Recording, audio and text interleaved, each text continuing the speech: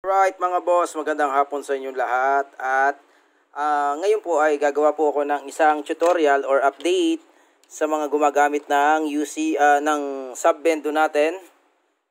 Right now po kasi may update po from Wi-Fi 5 na nilagyan nila ng bill acceptor or in-update na nila yung firmware ng Wi-Fi 5 sub-bendo para magkaroon po ng bill acceptor. Fortunately, tayo po ay meron na pong nakaabang na bill acceptor sa mga sub-bendo natin. Kaya ngayon po masusubukan po natin kung working po siya, no. Bali, bibigyan ko kayo ng simple guide kung paano po gamitin at ano ang mga gagamitin para magamit nyo po ang bill acceptor natin sa ating sub-bendo. Okay, una po yung pinouts po muna. Yan. Doon po sa mga naka-view ng video ngayon, yan, tigan nyo na lang po yung guide natin. Okay, red, yellow, blue, purple, green, tsaka orange. Okay, ganyan. Tapos yung bill acceptor po natin, sa likod po meron po yung settings. 1 and 2 naka-on. 1 and 2 naka-on. Tapos 3 and 4 naka-off. Okay, ganyan siya.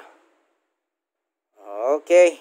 Sunod po, i-update po natin yung firmware natin sa version 4.3. Ayan.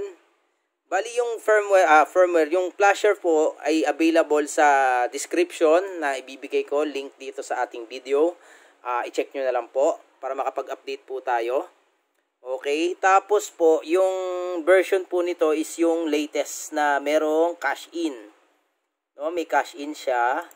Ito po yung version, 3.576-RC0. Okay? Start na po natin. Yan. Insert coin. Try natin, Oh. Malikot siya. Okay.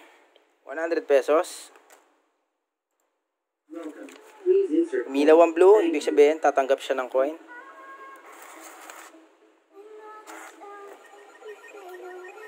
Okay. Pwede ba itong 500 ko dito? 500. Cash in na. Yung magka-cash in. Oh.